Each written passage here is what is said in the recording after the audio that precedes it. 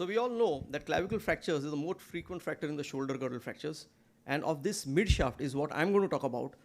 Takes over 4 out of 5 fractures of the clavicle. Most of the time, when the fractures are undisplaced, we manage them conservatively. We all know about the surgical indications. The most commonly described indications are neurovascular injuries, open injuries associated with floating shoulders. The problem occurs and the dilemma is in which displaced fracture we need to conserve or which we should operate. And the gist of today's talk is to just unfold what literature says, absolutely current and a little old literature, about how to go about managing these displaced fractures. So we typically classify fractures into medial, mid, and lateral third. And the topic I'm going to talk about is typically on the mid clavicle fractures, which is the most commonly seen in our practice. Now, this is the usual table that we get in our textbooks, that the non-operative treatment would be for the undisplaced fractures, medically unfit patients, where the skin is intact. And the displaced fractures, the comminuted fractures, where the shortening is more than 2 centimeters, neurovascular, open, floating shoulder would be operated.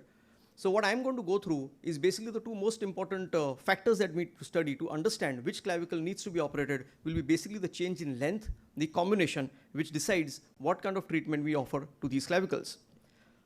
So basically we had 2 studies in 2015 and in 1987, which basically told us how to go about with conservative management of clavicle. So these fractures will typically be undisplaced fractures. And the discussion was between a figure of 8 bandage and an arm sling. The duration in both the studies was 3 weeks, and they followed up the patients for almost 8 to 9 months, and they found out that the union rate in both was same, but definitely the arm sling was more comfortable. The return to occupation, consolidation, the shoulder scores were all normal, but the comfort level of the patient in an arm sling was much better. And also this figure of 8 gave a lot of axillary rashes. So at the end, what we follow is figure of 8, but I think today for undisplaced fractures, a simple arm sling for 3 to 4 weeks should be enough. Now, if you go to the literature, we need to identify which are the clavicles where all the controversy comes. So Hill in 97 and Robinson in JBDS 2004 came down with the 2 main indications that we need to see is the shortening of the clavicle and the amount of combination.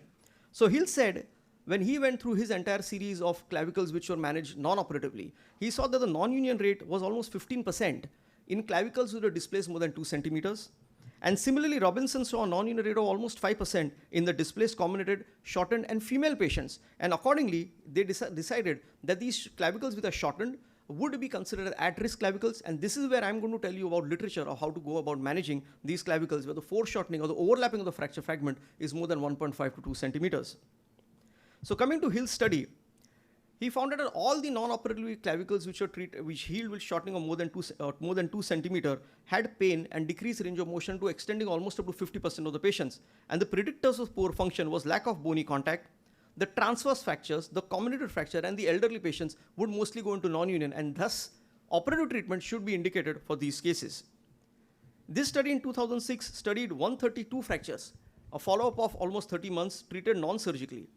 And almost 25% were not satisfied, 30 to 13% had persistent pain and decreased range of motion, and the biggest correlation with poor result was overlapping or a clavicle foreshortening of more than 18 mm. So we can average take it at about 20 mm in men and about 14 to 15 mm in women. Again, this study coming from the Shoulder Journal in 2005.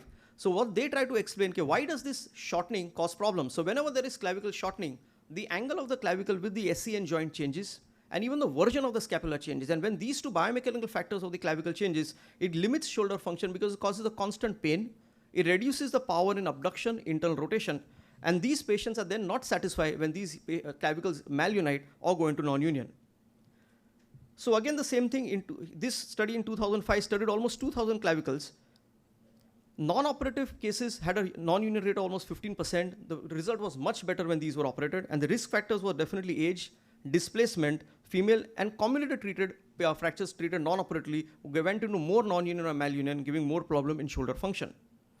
Again, another study from the Journal of Shoulder Elbow in 2011, a retrospective study, 305 midshaft clavicle fractures, decreased non-union with plating over non-operative treatment, and found intramedullary nailing and pins close to plating. So they basically said that definitely operative treatment is better for these at-risk clavicles, and the functions, whether you nail or you plate, is almost the same.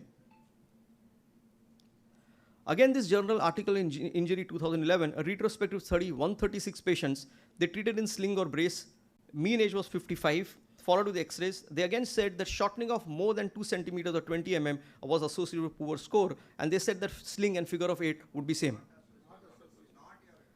Oh, sorry. This was the study which actually went against the shortening. So this was one study that I found in literature said that shortening should not be a problem. But then I put it here because we had to balance both the kind of discussions that we had. Now again, Journal Orthopaedic Trauma 2011, 73 patients mid-clavicle. The operative group had better constant shore, 100% healed with a malunion of 4%, and non-operative patients had a non-union rate of about 29% and malunion of about 30%. So all these studies, as we come into current literature, are now bending towards operative treatment. Again, this study from the BMC research notes in 2011, almost the more the overlap, 15.2 to 15.3 millimeter overlap came up with dissatisfied patients. So they came with a figure. They said that when the shortening of the clavicle is more than 10%, they basically said 9.7%, you should edge towards operative treatment than conservative. So now coming to the modalities of fixations, we have a lot of modalities available today. We have intramedullary fixation devices.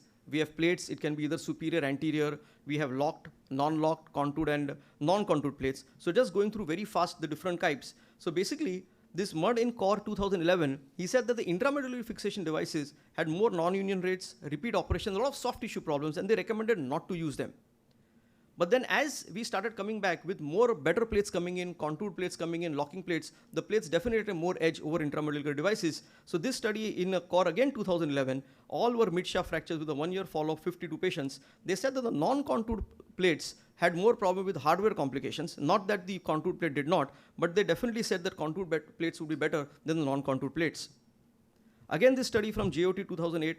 Now this was a study where they compared plates on the superior surface, anterior, locked and non-locked. And it was more of a lab study where they put these plates in different clavicle and they put a 4-point bending stress. And this was the breaking point.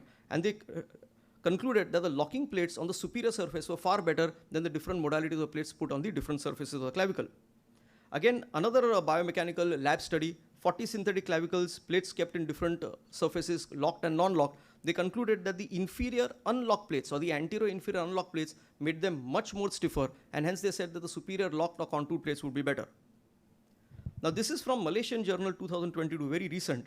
They said that the intramedullary group had implant failure higher than the plating, but the platings underwent a loosening. So basically they concluded that both would be same, but the complication that you need to explain to the patient would be that the intramedullary group, the implants can back out. There were, and you can see the picture, they've said the implants break at the fracture site because of non-union. So they concluded that though no statistical significance is spreading, plating would be definitely better than intramedullary nailing.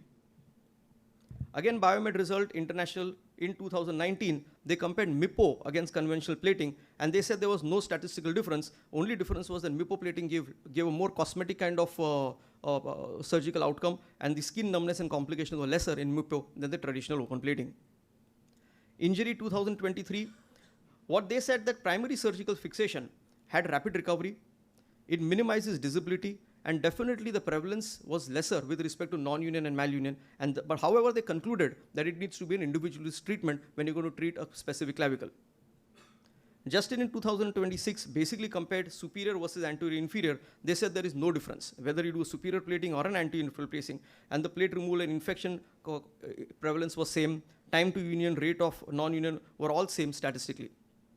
Now, also you have to understand that because I have given you literature about all operative, we need to keep in mind that operative indications do come with complications, starting with infection, painful hardware, plates need to be removed. So these are things that we need to take care. The bottom line is most clavicle fractures can be managed conservatively. The at-risk clavicle that we need to identify whether it's shortening or overlap and combination, and the traditional indications of open fractures, polytrauma fractures, or neurovascular complications still stand ground.